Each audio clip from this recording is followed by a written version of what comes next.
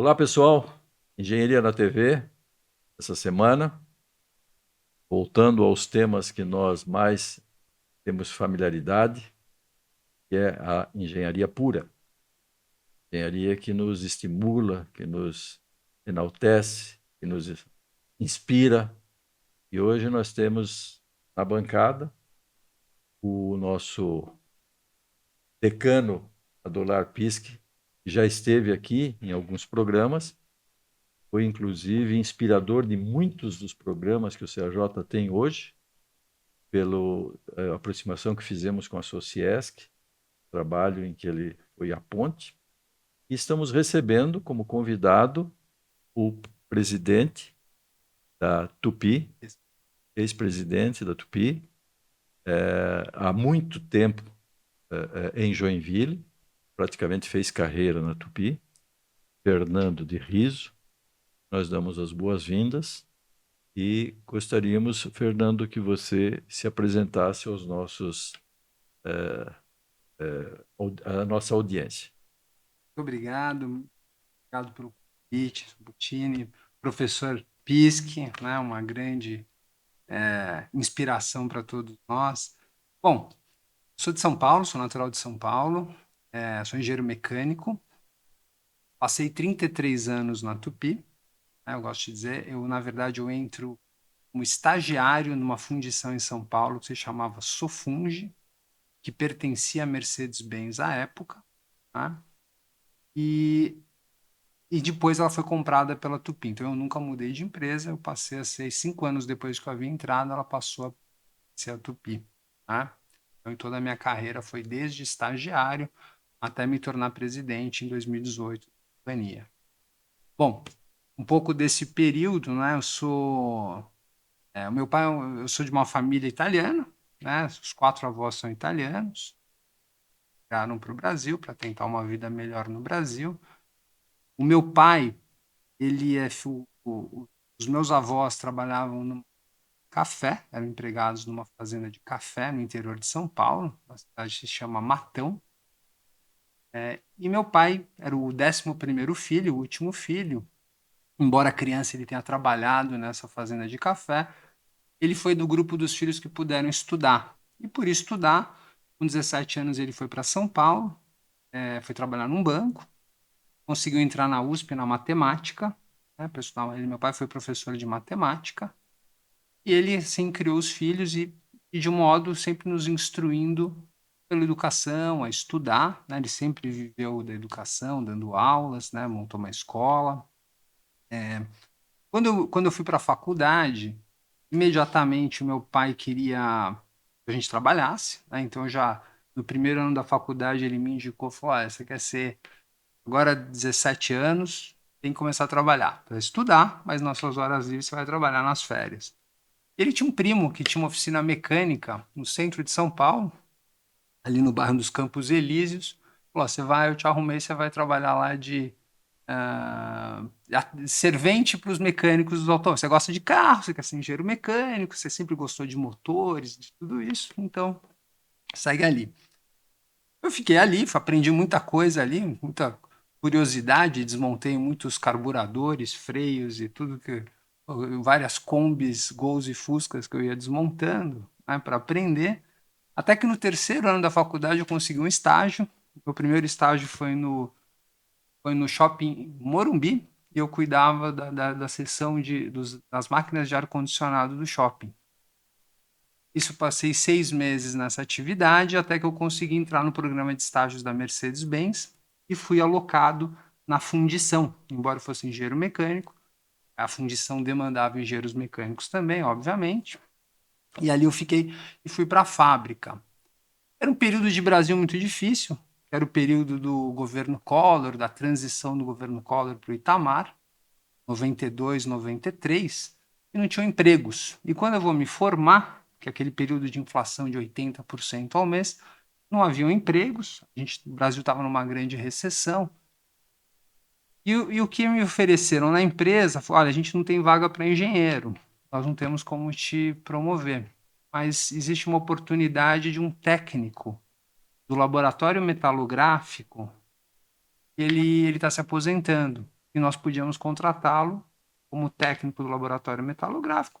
E aí a gente espera adiante, quando a economia melhorar, vai ter oportunidade. A gente acredita em você, você tem um potencial muito grande.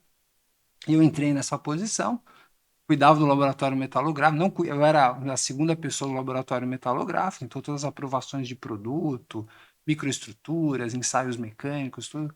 Eu participava, fazia muitos desses ensaios, e ali começa a minha carreira. Em seguida, essa fábrica é vendida para a Tupi. E quando ela é vendida para a Tupi abre um processo de seleção que ela necessitava de um engenheiro, um técnico nos Estados Unidos, porque um cliente da Tupi estava demandando um engenheiro para participar do desenho de um novo projeto de bloco e cabeçote. Era Cummins, a fábrica de motores diesel. Era um motor que iria para picape Dodge Ram. Era uma primeira versão de um motor 6 cilindros, 24 válvulas. E precisava ajudar a desenhar dentro do Tech Center da Cummins, fazendo uma ponte. Evidentemente, eu não tinha capacidade e competência para fazer isso, eu era uma ponte com os engenheiros da Tupi do Brasil para auxiliar a engenharia da Cummins para o desenvolvimento desse motor. E junto com isso, eu também seria responsável por revisar o refúgio das peças da Tupi que iam nas linhas de usinagem. Então, ao mesmo tempo que eu tinha um papel na engenharia, eu também tinha um papel nas linhas de usinagem que eu tinha que acompanhar, apontar refugos, aquilo que a gente aceitava, dar o reporte de volta para o time aqui do Brasil para dizer, olha, o que a gente precisava fazer. Era uma grande oportunidade para mim, porque eu aspirava a estudar. Acho assim, a grande oportunidade. Meu pai sempre nos orientou, eu perdi meu pai já há 22 anos atrás, e ele falava o seguinte, falava, a família, o progresso da família se dá pela educação. Então, mesmo que a gente acumule riqueza, essa riqueza tem que ser convertida numa educação melhor para as próximas gerações. O que melhor a gente pode fazer com esse recurso. E o que eu fiz ali foi juntar dinheiro para poder fazer um MBA. Eu sempre tive interesse em migrar, ter uma visão um pouco mais ampla, entender um pouco mais de finanças, de marketing, ter uma compreensão maior dos negócios. Estando nos Estados Unidos, era uma oportunidade que aparecia. Então, nesse período que eu trabalhava, assim, eu também estudava para poder passar nas provas, para poder entrar numa boa universidade. Eu consegui. Eu entro numa universidade em 98, aí eu vou estudar. Eu parei nesses 33 anos, por 2 anos eu parei de trabalhar para estudar, era um curso de período integral, que eu tinha aula praticamente de segunda a sábado e as provas no domingo. Né? E aí eu fiz, nesse programa eu ganhei uma bolsa para ir para a Itália, fui estudar numa universidade italiana para o último semestre, e quando eu termino eu volto para o Brasil, aí que eu venho morar em Joinville, é o final do ano 2000. Eu venho trabalhar numa cadeira aqui de planejamento estratégico, alguma coisa para projetar futuro e entender assim que projetos poderia. Evidentemente, esse meu período nos Estados Unidos, fora, me abriu uma visão muito grande de oportunidades. Eu vi assim que a Tupi tinha grandes oportunidades. Essa empresa tem grandes oportunidades nesse mundo, porque essas atividades que a Tupi dominava, a Tupi tinha conhecimento único, né, de materiais. O mundo estava migrando, a gente começava a ver as novas leis de emissões naquele momento, e as emissões modificariam os motores. Os motores tinham que progredir. Uma história curiosa, eu sempre gostei de ler muito sobre isso, os motores evoluíram muito pouco dos anos 40 até os anos 90. Praticamente eram os mesmos. Aqui no Brasil, o motor do Opala, do Passat, o dos caminhões, eram motores de tratores, eram motores que eram desenhados nos anos 40 e foram até lá. Eles consumiam muito, emitiam muitos poluentes, não tinham um bom tratamento. Né? A combustão era muito ineficiente. E o que eu aprendi é que para melhorar a combustão, precisava melhorar os materiais, para melhorar as geometrias. E a Tupi era uma empresa que ela tinha se preparado para isso. Acho que a grande obra do professor Pisk aqui, né, da construção, depois de ter a escola técnica, mas do centro de pesquisas que desenvolve novas tecnologias e fortalece a companhia. E era uma companhia que tinha possibilidades. Uma das coisas que a gente trazia, falar, essa empresa tem tanto conhecimento, Guedes, né, o grande professor, o Pedro Duran, o Gesser, né, que nessa época eram meus líderes na empresa, eles apontavam, falavam, a gente se sabia muito, eles podiam entregar muitas coisas novas que a indústria ainda não demandava, mas para atender às novas necessidades, era essencialmente nos motores aumentar a capacidade a pressão de combustão, você precisava de materiais melhores, você precisava resfriar, precisava ter paredes mais finas, e a única forma de fazer isso era ter materiais melhores. A Tupi tinha conhecimento do centro de pesquisas que agora o mercado demandava. Então eu sempre trouxe essa história, porque aí a Tupi estava passando por uma dificuldade financeira muito grande nesse período. No início de 2003 veio um novo presidente, o Luiz Tarquínio, e a gente precisa fazer um projeto para a companhia, para renegociar suas dívidas e como é que essa companhia pode crescer. E o projeto, a gente tinha uma instalação física maravilhosa, a gente precisa botar mais valor dentro dos moldes que a Tupi tinha. Então, dentro daquela capacidade difícil, se eu pudesse pôr coisas geometricamente mais complexas e com metalurgia mais complexa, a gente poderia fazer muito mais valor com essa estrutura e esse valor seria suficiente para saldar as dívidas, né, fortalecer esse futuro da companhia e crescer. E esse projeto, mais ou menos, eu tenho muito orgulho de ter participado, que eu era o braço comercial, evidentemente, esse era um time que o time técnico, o Guedes, que evidentemente participa muito do CAJ, o engenheiro Gesser, que infelizmente já partiu, o Pedro, todos eles eram os líderes e a gente conseguia, né, começar a fazer. Eu sempre falava, a gente precisa falar com os clientes. E o meu papel nesse momento foi eu viajava muito. Né? Tinha um time comercial de pessoas muito experientes, mas a gente precisava falar mais com esses clientes e trazer mais clientes para a companhia. E a companhia tinha o que entregar. Essa era a diferença. Nós trazíamos esses clientes do Japão, da Alemanha, dos Estados Unidos aqui, eles tinham uma conversa com o nosso time técnico, viam as máquinas, viam o que estava se fazendo nos laboratórios, todo mundo ficava impressionado, como é que essa empresa fazia.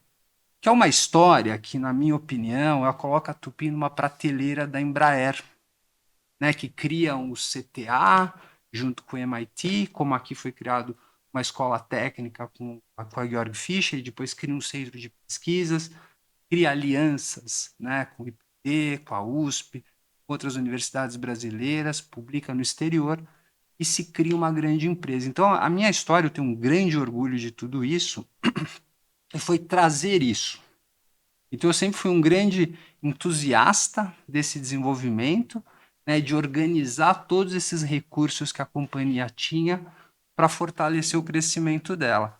Aí se deu, e aí uma empresa que cresceu bastante nesse período, né? Eu fui responsável, em 2003 eu me tornei responsável pela área comercial, e eu fiquei responsável da área comercial até 2018, só que em 2013 eu passei a assumir as operações também junto com a área comercial. Mas acho que o período da área comercial foi assim, foi uma grande jornada que a gente tem muito orgulho, que é o que abre a companhia. A Tupi chegou a exportar 86% do que ela fazia, né? Porque Fernando, ela cria tudo isso.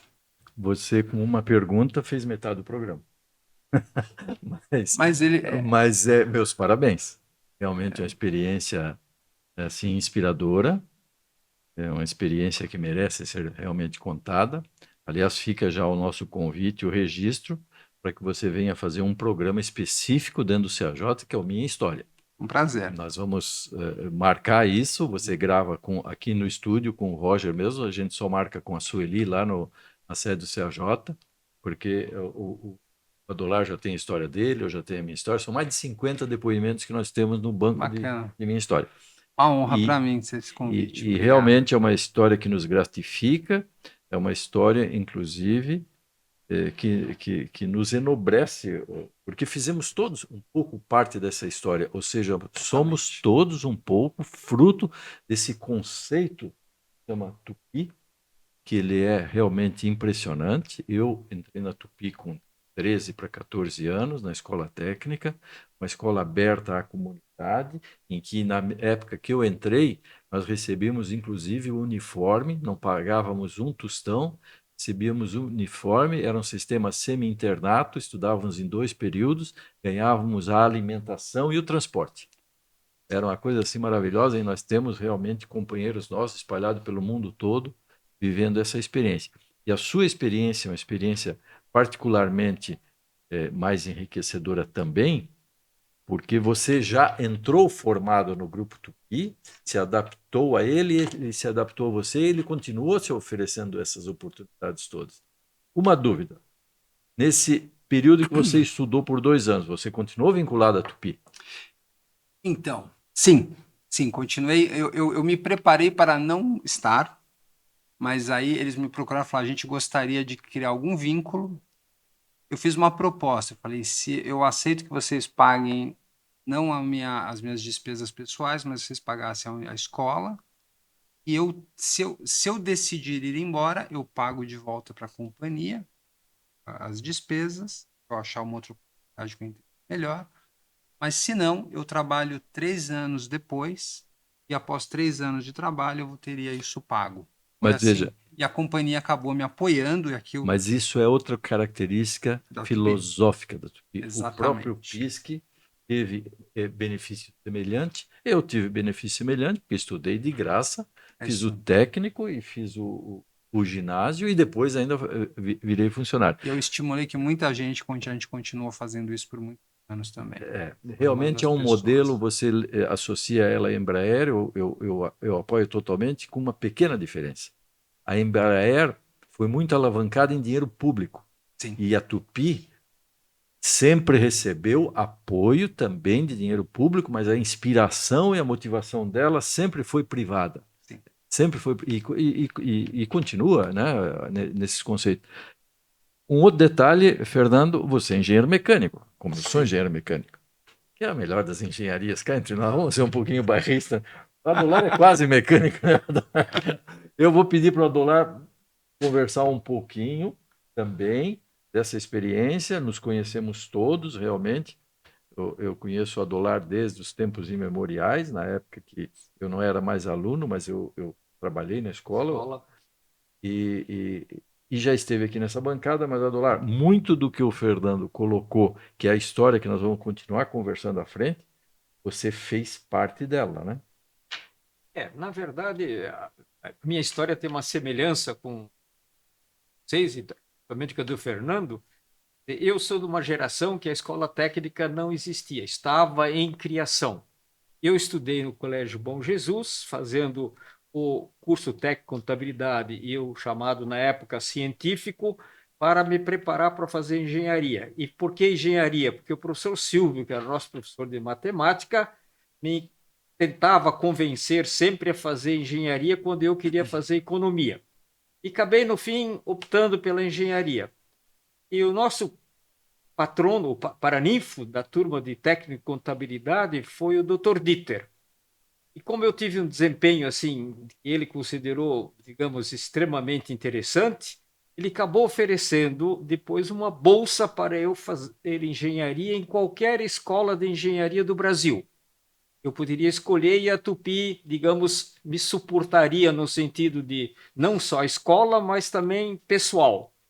E acabei optando por São Paulo, que era o melhor centro, digamos, de engenharia do Brasil, era e é.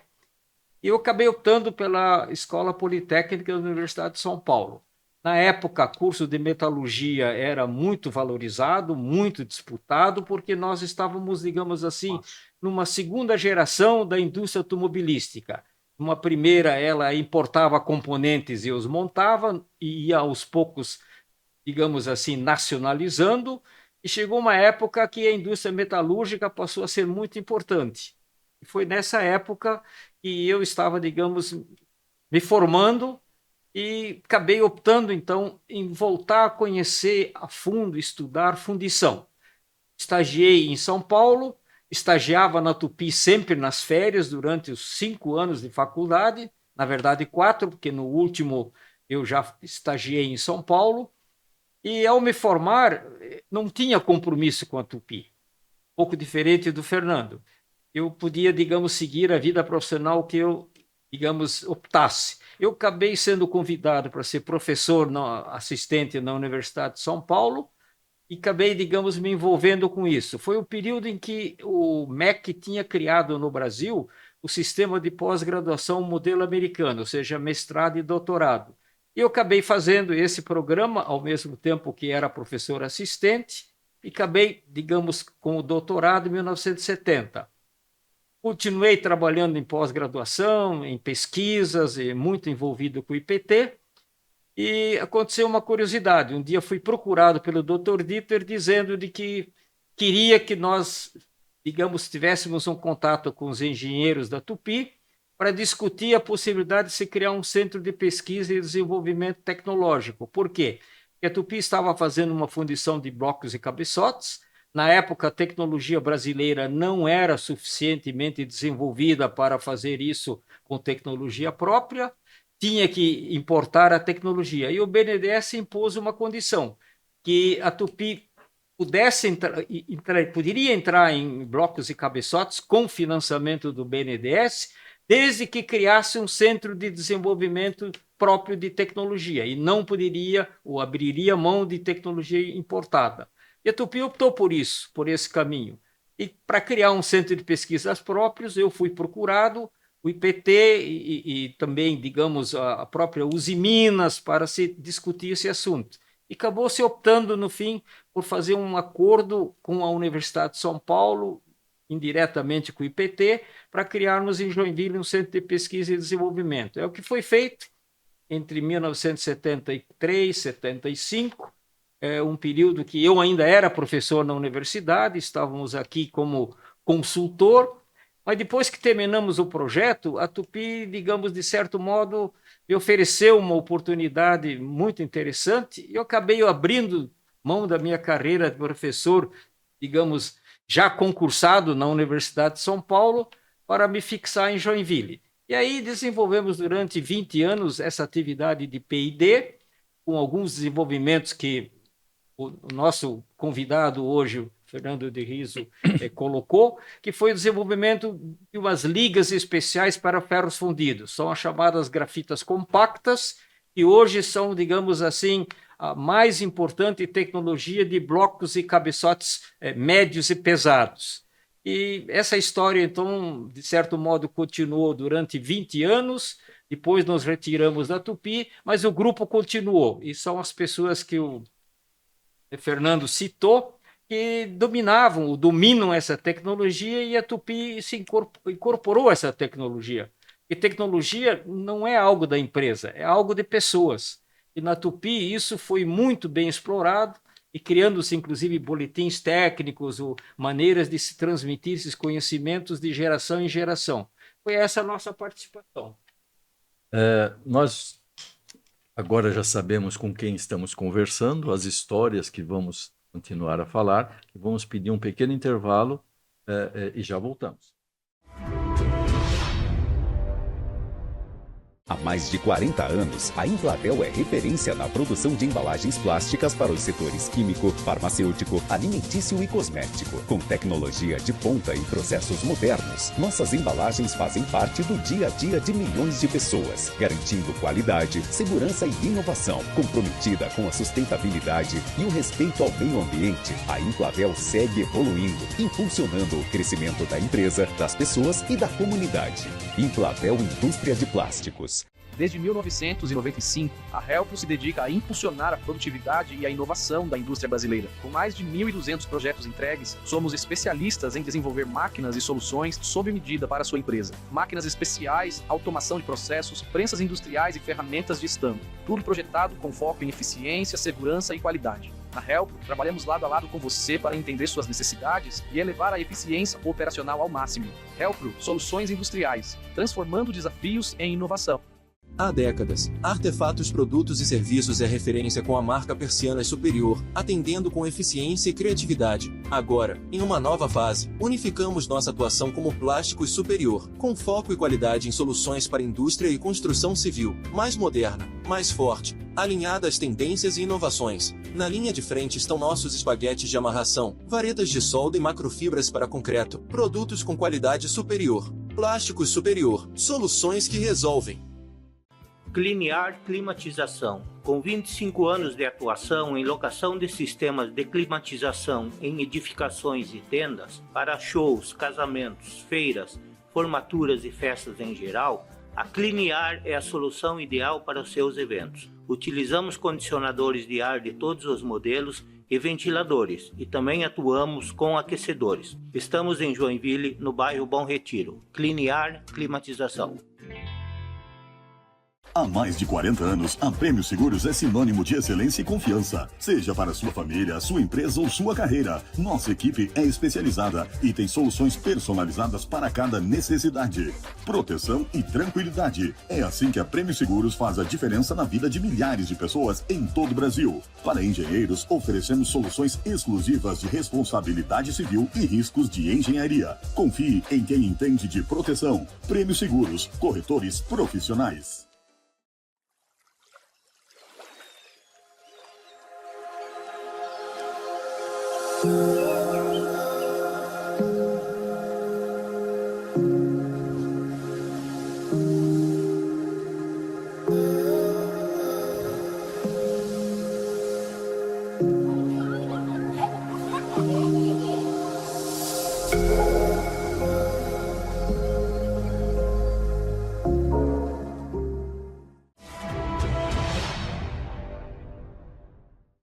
Retomando então o nosso programa de hoje, nós estamos aqui realmente com a bancada cheia de vida e experiência, riquíssimo, mas gostaríamos que o nosso convidado, Fernando Rizzo, nos desse um pouco mais de detalhes a respeito da sua experiência, da evolução da sua experiência. Fernando, então você chegou praticamente recém-formado no Grupo Tupi, num processo de fusão e aquisição, fez uma carreira que se alavancou em cima de novos conhecimentos, de muita experiência profissional, e você, meritoriamente, conquistou a posição de presidente do grupo. O mercado, de uma forma geral, reconheceu esse valor, tanto do ambiente Tupi, quanto do Fernando Rizzo como seu presidente. E você foi homenageado com um título reconhecido. Conta para nós um pouquinho disso, Fernando. Enfim, eu acho que a gente construiu uma história na companhia, uma história que conseguiu combinar uma tinha base tecnológica, né? Eu acho que criou vantagem competitiva real, né? E isso permitiu que ela se destacasse no mundo. E nós conseguimos construir uma história se destacando, cresceu, né? Se tornou líder no mundo. Hoje a Tupi é a maior empresa do setor. Nós temos muito orgulho de ter construído essa história, né? Eu fui escolhido em 2022, você estava se referindo, eu fui eleito no projeto da revista Forbes, um dos 10 melhores CEOs do Brasil, mas enfim, foi por conta dos projetos, né, de aquisições, que a empresa cresceu muito nesse período. Nós tivemos um crescimento muito expressivo, 2017 a 2022, a gente cresceu praticamente 2,8 vezes, a companhia comprava 3,7, passou a falar próximo de 12 bilhões, tá? Isso pelo seu crescimento interno orgânico, pelos projetos e pelas aquisições que nós fizemos fora do Brasil, né? Eu acho que tudo isso sempre baseado na tecnologia. Então, a gente sempre tentou levar as vantagens competitivas reais que se criavam, porque é uma compreensão, eu acho que para os jovens que assistem, a gente tenta atrair os jovens para essa carreira, né? A indústria tem um papel muito importante na vida do país, né? Na formação do capital, na formação do país, de riqueza do país, e a gente viu perdendo isso no Brasil. O Brasil perdeu muita produtividade nos últimos 20 anos, embora a gente tenha alguns bolsões muito competentes, muito capazes, tá?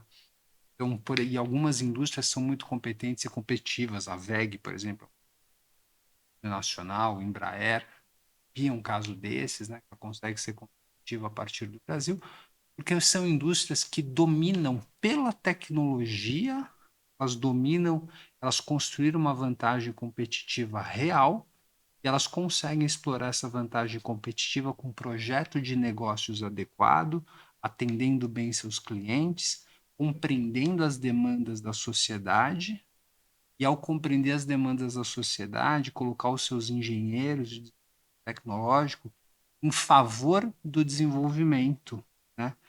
Coisas são importantes para as pessoas, para a sustentabilidade, por exemplo. Eu acho que uma coisa que a Tupi vai se destacar muito adiante hoje é um domínio de biocombustíveis, né? E existe uma crença muito forte que os biocombustíveis, economicamente, eles são muito mais competitivos que qualquer outra alternativa de propulsão, que toda máquina que opera com energia embarcada, um avião, caminhão, com uma máquina de construção, uma máquina agrícola, eles precisam levar muita energia embarcada. E a gente não conhece ainda formas de fazer isso que não sejam com combustíveis líquidos. Por isso que os motores térmicos, e aí que a Tupi está se especializando. E a compreensão, que à medida que a gente foca, todas as análises que nós sempre fizemos, é que não precisa ser de origem fóssil, que eu acho que a discussão é que associou-se um motor à origem fóssil dos combustíveis. Mas nós temos muitas outras alternativas de combustíveis que não têm origem fóssil. São renováveis, estimulam uma agricultura sustentável, etanol, biodiesel, biometano, os óleos vegetais hidrogenados, HVOs, a SAF, que é o combustível que deve substituir o querosene nos aviões no futuro, que são formas de você colocar muito mais energia no tanque. Uma máquina de construção ela precisa ter 12 horas de trabalho no seu tanque. Eu não conseguiria fazer isso com movimentar terra, por exemplo, entrar uma estrada, numa construção de uma estrada num lugar distante, uma colheitadeira que tem que avançar a madrugada dentro e trabalhar 24 horas constantemente numa região distante, você não consiga reabastecer. E você consegue fazer isso com biocombustíveis. Então, como projeto, acho que a Tupi continua avançando nessa direção, sem dúvida nenhuma, o domínio disso, o domínio de materiais, você está lidando com combustíveis que às vezes são corrosivos, tem outras características diferentes dos combustíveis derivados do petróleo, que são lubrificantes. Você começa a trabalhar com combustíveis que não são lubrificantes, e o material tem que ser adequado, as ligas têm que ser modificadas, e a base de conhecimento para isso. Então, tem muita coisa a se criar, tem muitas soluções que nós devemos trazer, né? Eu acho que isso abre um espaço de conhecimento, de desenvolvimento tecnológico, e que o Brasil deveria focar. É uma pena que a gente não enxerga, infelizmente eu não vejo políticas que fortaleçam isso, né? Fernando, pegando esse gancho, sustentabilidade, que realmente é algo que preocupa a todos, mas a gente vê muitas bandeiras de sustentabilidade gerando restrições de uso disso, restrições de uso daquilo. Quer dizer, é como se a gente quisesse engessar e congelar a vida da sociedade. E isso não se sustenta. Quer dizer, isso pode ser um discurso, isso é um pouco utopia. Só teremos uma vida sustentável, de fato, realizável, com muita tecnologia.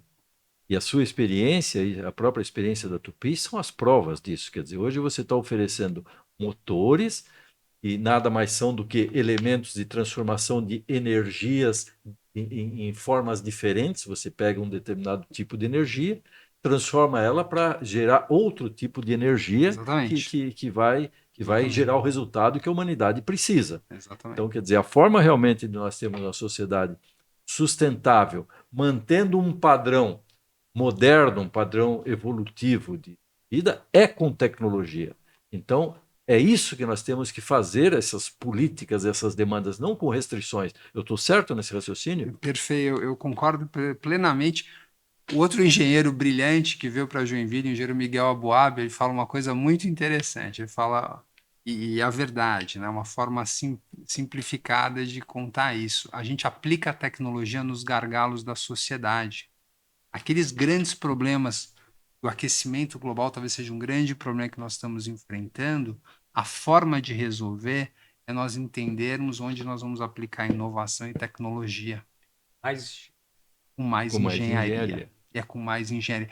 E inovação se constrói com método. E método demanda conhecimento. Existe uma noção, às vezes eu escuto que as pessoas acham que alguns jovens com o celular na mão, sentado nos puffs coloridos, tomando refrigerante numa sala, vão inovar. Inovação não se funciona assim, inovação tem que ter método. Nós temos que ter físicos, nós temos que ter químicos, temos que ter gente que fez mestrado, doutorado, temos que ter conhecimento embarcado, gente que consiga orientar esse conhecimento a construir coisas que são valiosas para a sociedade. Os problemas a gente conhece, esse problema de sustentabilidade é um deles. E a indústria tem que se mobilizar para isso. A indústria tem que ser incentivada para isso. Eu sempre fui muito crítico de determinadas soluções, porque eu acho muito bacana diversas indústrias estejam competindo com a melhor solução. Pode ser uma solução elétrica, pode ser uma solução movida a força hidráulica, pode ser o que for, mas as empresas têm que ser premiadas por entregar a solução. E é muito ruim quando o governo tenta escolher qual é a solução. O governo tenta decidir qual é a tecnologia vencedora. Tem que definir qual é o problema. E premiar as empresas que entregam a solução para o problema.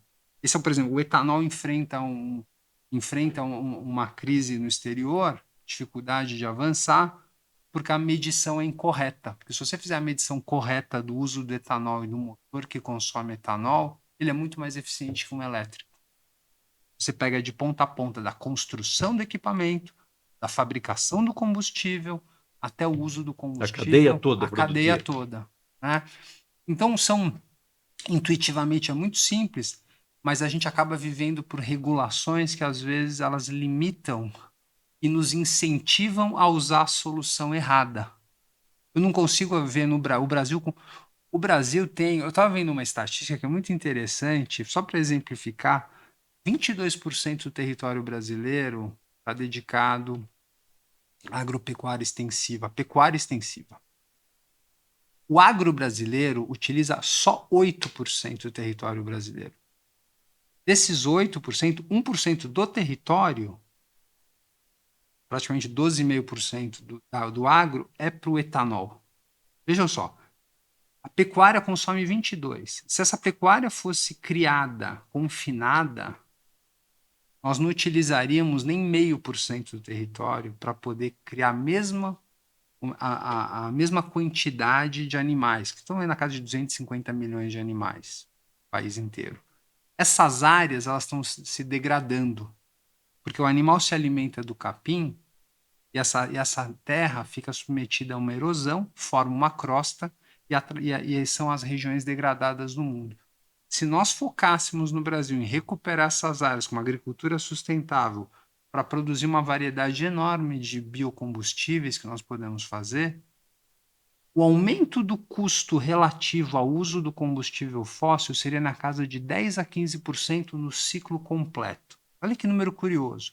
Enquanto que a gente vai para uma solução elétrica, que aumenta o custo econômico de realizar a mesma atividade em 100 a 150%. Então são números assim, só que a gente acaba sendo incentivado, são tantos interesses cruzados de lobbies, que a gente não consegue ter um governo que tem uma agência de análise técnica exata, porque as agências acabam sendo resultado de indicações políticas. E a gente perde o incentivo correto à engenharia. Né? Então, tem outros lugares que a gente vê um incentivo adequado e as coisas se desenvolvendo. Mas, sem dúvida nenhuma, acho que é importante, não importa o que, sempre a nossa evolução. E a gente só cria riqueza pela tecnologia. As pessoas só vão enriquecer, melhorar de vida, se elas criarem valor. E a única forma da gente criar valor é aumentar a nossa produtividade. A gente só aumenta a produtividade aplicando tecnologia nos nossos desafios do dia a dia. Fernando, uma outra questão importante também que a gente enfrenta, nós, da área técnica, enfrentamos contraponto, é a tal de que nós técnicos temos assim uma cabeça muito humanística. Isso também não é verdade, né, Fernando? Porque afinal de contas, veja, tudo que nós colocamos aqui, a experiência de todos nós, como nós fomos, tivemos oportunidade de fazer as nossas carreiras e tivemos oportunidade de realizar os nossos projetos, foram fruto de atitudes altamente humanísticas das pessoas que tiveram a decisão sobre nós. Como é que você vê essa questão? Quer dizer, você acha que o homem técnico não tem uma cabeça humanística? Absolutamente não. Eu vou dar um exemplo, né? Acho que o exemplo, evidentemente, a Tupi faz parte da nossa vida. Eu fiz uma análise em 2022. A exportação que a Tupi gerou em 2022 trouxe ao Brasil 6,7 bilhões de reais. Isso foi produzido com tecnologia que foi desenvolvida no centro de pesquisas, com conhecimento dos nossos engenheiros, que permitiu que essa companhia disputasse mercados internacionais. Ela fabricou produtos no Brasil, no nosso caso, sem importar nada, usando recursos existentes no país, vendeu. Esses recursos, 6,7 bilhões entraram no país, que serviram para pagar o salário das pessoas, remunerar o Estado, pagando impostos, os nossos fornecedores, né, e remunerar os nossos acionistas. E esse é o ciclo completo da criação, do impacto da riqueza que o centro de pesquisas, que talvez 25 pesquisadores trabalhando, foram capazes de criar, e o benefício que isso criou para uma população que talvez não tivesse outra alternativa. A empresa, e no meu período também, nós continuamos trazendo gente do Brasil inteiro, como no passado a Tupi trazia gente do Paraná, de regiões remotas próximas. Nós estamos trazendo gente da Venezuela. No ano passado a Tupi tinha 1.000 venezuelanos trabalhando, 500 haitianos e muita gente do norte do Brasil que migraram para Santa Catarina. Essas pessoas vêm sem nada, sem nenhuma condição. E a companhia oferece educação, a companhia oferece no início cesta básica, oferecia uma série de condições para que essas pessoas se acomodassem, treinamentos, conhecimento de economia familiar, conceitos de risco, de percepção de risco de segurança, qualidade de saúde, plano de saúde, tudo isso que foi gerado pela tecnologia que torna essa empresa competitiva para exportar. E a solução, qualquer análise de dados, eu sigo muitos economistas que eu acho curioso que eles olham toda análise de dados dos países que evoluíram e que a riqueza cresceu, a produtividade evoluiu, são os países que investiram em inovação e tecnologia. Não tem nenhuma outra história. Que tornaram-se competitivos para poder exportar, para criar riqueza com menos recursos e mais riqueza com menos recursos, e assim sucessivamente criando um ciclo favorável. Por isso que eu acho que a gente tem aqui nós temos e eu acho que toda a indústria mecânica dessa região, ela se favoreceu muito da Escola Técnica Tupi, né? E quantas indústrias espetaculares não se criaram aqui nessa região, que também beberam do conhecimento que foi disponibilizado pela visão incrivelmente inovadora desses líderes que fundaram a Tupi e foram capazes de oferecer tanto para a sociedade. Acho curioso, no bairro Boa Vista, a gente tem o hospital, que foi uma doação parcial, o clube, a escola, o terminal de ônibus, o supermercado, a doação dos terrenos para as pessoas terem uma vida digna, o parque para as pessoas viverem, A igreja, aquela grande igreja que tem lá no Boa Vista, foi com a ajuda sim, da Tupi a implantação da igreja. E tudo que foi, todo o benefício e como essas pessoas foram instruídas a partir desse modelo. É uma visão humanista do futuro. Visão humanista. Na verdade, o bairro do Boa Vista deve-se a Tupi. A Tupi praticamente foi pioneira na exploração ou digamos, na ocupação daquela região semimangues, né? E criou toda essa riqueza e esse bairro enorme hoje e com qualidade de vida, né? Eu tenho um exemplo que eu acompanhei quando era criança, no litoral de São Paulo, quando novos empreendimentos foram criados, residenciais, e ao mesmo tempo não foram criadas condições para as pessoas que trabalhavam na construção desses empreendimentos e que seriam necessários para prestar serviços a essas famílias que iriam visitar, ficar nessas regiões para passar suas férias e seus períodos de lazer, né? Aí formam bolsões de pobreza, porque não teve uma visão ampla, como esse caso da Tupi foi criado. Eu temo que aqui em Santa Catarina vejo a evolução das praias, dos empreendimentos nobres, mas a gente não vê uma construção de um bairro com essas pessoas que vão servir essas regiões, que trabalham na construção desses edifícios maravilhosos e tudo isso, haja uma contrapartida de criação para desenvolvimento dessa sociedade. E o risco que a gente corre é desenvolver violência, a gente cria espaço para o crime organizado se instalar, né? E não ter essa visão. Enquanto que um projeto como esse é um projeto que tem que ser estudado, porque ele é espetacular, o que ele criou de valor para essa sociedade, para essa região. Sem dúvida. Nós estamos indo para mais um intervalo. Fica aí realmente o registro que nesses 2 blocos que nós já estamos encerrando, a tecnologia realmente é a base da evolução, do progresso e um humanismo concreto, sem dúvida nenhuma. Vamos a um pequeno intervalo. Há mais de 40 anos, a Emplatel é referência na produção de embalagens plásticas para os setores químico, farmacêutico, alimentício e cosmético. Com tecnologia de ponta e processos modernos, nossas embalagens fazem parte do dia a dia de milhões de pessoas, garantindo qualidade, segurança e inovação. Comprometida com a sustentabilidade e o respeito ao meio ambiente, a Emplatel segue evoluindo, impulsionando o crescimento da empresa, das pessoas e da comunidade. Emplatel Indústria de Plásticos.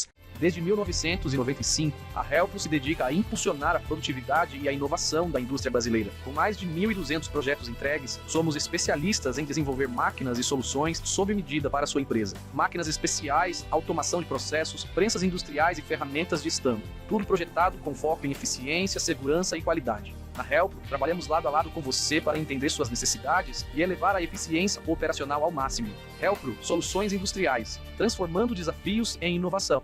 Há décadas, Artefatos Produtos e Serviços é referência com a marca Persianas Superior, atendendo com eficiência e criatividade. Agora, em uma nova fase, unificamos nossa atuação como Plásticos Superior, com foco e qualidade em soluções para indústria e construção civil, mais moderna, mais forte, alinhada às tendências e inovações. Na linha de frente estão nossos espaguetes de amarração, varetas de solda e macrofibras para concreto, produtos com qualidade superior. Plásticos Superior, soluções que resolvem.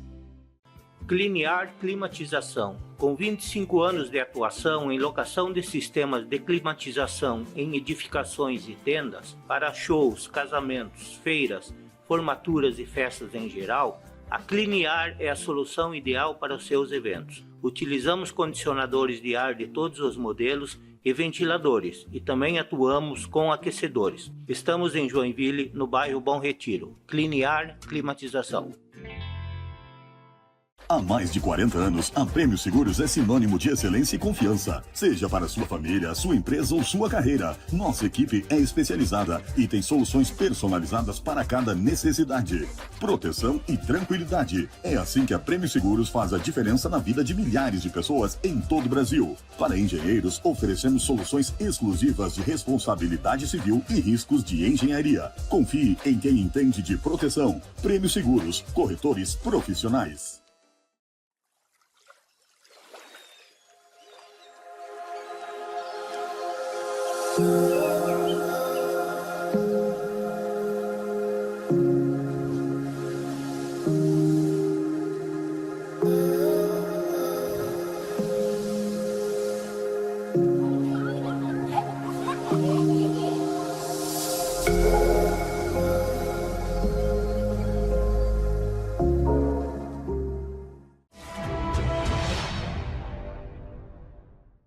Estamos indo para o terceiro bloco, o último, e talvez o último que para nós seja o mais desafiante. Tentar desenhar ações que devemos estimular hoje para colhermos no futuro. A exemplo do que nós estamos vendo aqui hoje. Ou seja, o que nós estamos vendo aqui hoje, com essas experiências que estamos recebendo e esses resultados que foram colhidos, foram plantados lá 40, 50 anos atrás ou mais, com decisões de investir em formação, investir em instrução, a família orientando os filhos que o futuro realmente está na educação, está na realização. E hoje nós temos uma realidade em que existe muita oferta de cursos, oferta de instrução graduação, ofertas de habilitações, mas a gente não está sentindo exatamente tanto motivação e interesse por parte da juventude, ou por um grau de preparo ou dificuldade, ou por um grau de não enxergar realmente a valorização desse esforço no futuro. Eu sempre brinco, o Fernando, dizendo o seguinte: na nossa geração você tinha uma receita a cumprir. Você vai estudar, você vai se dedicar, você vai absorver conhecimento, você vai ter um emprego, você vai ter um bom ambiente de trabalho e você vai ter sucesso. Me parece que hoje essa receita para a juventude não está tão clara e definida. O que você tem de sensibilidade e de ideias para nos apresentar sobre isso? Eu acho que, sem dúvida nenhuma, que a educação é fundamental na base. Né? Acho que o desinteresse vem... Eu acho que a gente não tem uma estrutura de incentivos no Brasil que incentiva os empreendedores e a indústria a crescer. E a gente tem visto a indústria de... Né? Eu li um livro recentemente que ele tenta explicar isso, que foi o ganhador do Prêmio Nobel de 2024, chama-se Por que as Nações Fracassam? Ele analisa até inclusive uma cidade que fica na divisa do México com os Estados Unidos, o estado do Arizona e o estado de Sonoma. Ele fala, e essa cidade, ela tem mais de 200 anos, e a evolução que o lado americano teve nesses últimos 80 anos, em comparação com o lado mexicano, a conclusão da análise dele é que as instituições americanas, por fortalecer a inovação, pela educação, pelo sistema de proteção à propriedade intelectual, à propriedade das pessoas, que incentiva o empreendedor a crescer, enquanto que no lado mexicano ele vê um sistema que favorece as elites, que acabam protegendo e não deixando o empreendedor crescer, que pode desafiar a sua própria situação. Esse é um ambiente em que o crime organizado cresce no México, e a gente conhece, e esse crime organizado cobra um pedágio do crescer. O Estado não é capaz de proteger. E a gente, eu acho que assim tem algumas pistas, coisas importantes. A gente fica triste ver o resultado do Brasil no PISA, que é um teste de matemática que nivela toda a educação dos países, e o Brasil tem um desempenho muito ruim, né? Então, a verdade é que a gente realmente precisa focar em educação, precisamos focar, criar, o Estado não deveria nos ajudar nos subsídios. E também uma noção que eu acho muito distorcida de achar que os empreendedores são liberais. Os empreendedores não são muito liberais, não. Os empreendedores gostam de proteção. Tem muito empresário para pedir proteção em Brasília. E o governo devia ser forte o suficiente para não sofrer essa pressão, porque o governo tem que estimular a inovação. O governo tem que ser, porque as empresas crescerem, fecharem, que não são capazes, e as novas dos empreendedores se desenvolverem porque são mais eficientes, o sistema deveria favorecer que o mais produtivo, que o mais ineficiente, que o mais eficiente superasse esses desafios. Mas a gente cria um sistema que infelizmente dificulta esse desenvolvimento. Né? O que nós queremos? O papel do governo é a educação. E o papel do governo é financiar a inovação, porque a inovação é o projeto de mais alto risco que uma empresa pode ter. Ela dificilmente... As empresas no Brasil preferem alocar capital em atividades institucionais para conversar com o governo que investir na própria inovação. E o governo deveria nos ajudar na inovação, porque a inovação vai dar errado. A inovação, talvez... É de alto risco. É de alto risco. Talvez 10% do projeto de inovação pode dar certo. E a média mundial é menos de 10% de sucesso. E aí que a gente precisa de apoio. Aí que os empresários precisariam de apoio. Aqueles que estão dispostos efetivamente a criar, investir nisso, né? E a engenharia? E essas carreiras acabam não sendo... E acho que a consequência disso, assim, é que essas carreiras não acabam não sendo valorizadas. Pela sociedade como um todo. E aí acaba desestimulando que os jovens cresçam por essa rota. Mas claro que nós somos um pouco suspeitos de assumirmos um caminho que a gente elegeria como ótimo, mas existe na cabeça de todos nós possibilidade de progresso concreto fora do ambiente tecnológico, fora da engenharia? Eu acho eu acho que o que a gente acaba enxergando é uma visão econômica distorcida que talvez grupos estão enriquecendo à custa do endividamento do país. Você acaba não premiando as empresas que inovam e que criam valor. O que cria valor de fato? Observe a nossa sociedade ao nosso redor. O que cria valor de fato são as empresas que criam um produto e são capazes de vender esse produto fora da cidade, ou na cidade, ou fora do país. Só que, de repente, a gente observa que os detentores das concessões públicas, eles têm mais retorno sobre capital do que as pessoas que investem nas empresas, na tecnologia. É curioso, então, quem está no transporte, na coleta de lixo, quem está no cartório, quem está no porto, em toda a transição, tem um retorno de capital elevado. E são concessões públicas. Enquanto que a gente deveria observar e quem cria valor para todo mundo, ou até para os serviços que tem na cidade, seja os restaurantes, os médicos, eles servem. Onde é que se cria valor real? O valor real está criado nas empresas que exportam. Por que Joinville cresce tanto? Cresce porque a cidade exporta muito, o dinheiro é injetado na cidade que vem Dinheiro de fora, novo. e esse dinheiro acaba sendo redistribuído na cidade, que estimula a construção civil, que estimula as atividades de saúde, estimula as atividades de lazer, os restaurantes. Tudo isso é dinheiro que nasceu da criação. A primeira etapa está na criação de valor real. E a criação de valor real está numa Embraco, numa Tigre, numa Tupi, numa Chus, nessas grandes empresas que são capazes de criar alguma coisa de valor.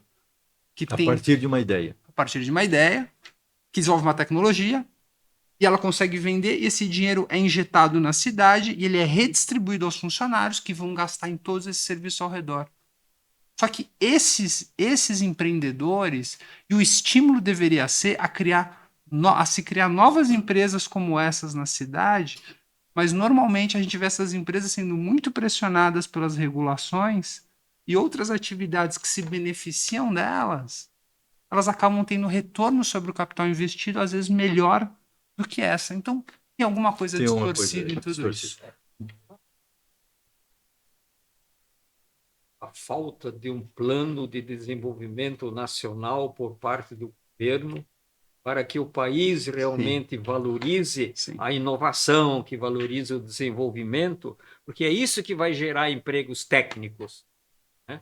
E hoje você não vê governo com plano de desenvolvimento, não há planos, mas o desenvolvimento eu acho que é um dos mais críticos e menos, como se diz, olhado como de interesse estratégico para a nação. Pessoal, infelizmente, o nosso tempo está encerrando.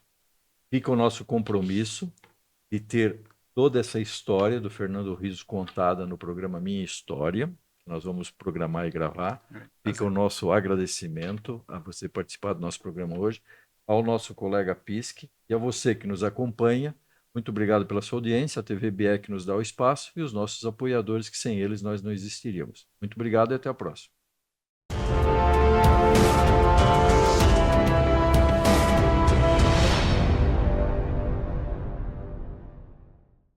Cliniar Climatização. Com 25 anos de atuação em locação de sistemas de climatização em edificações e tendas para shows, casamentos, feiras, formaturas e festas em geral, a Cliniar é a solução ideal para os seus eventos. Utilizamos condicionadores de ar de todos os modelos e ventiladores, e também atuamos com aquecedores. Estamos em Joinville, no bairro Bom Retiro. Cliniar Climatização.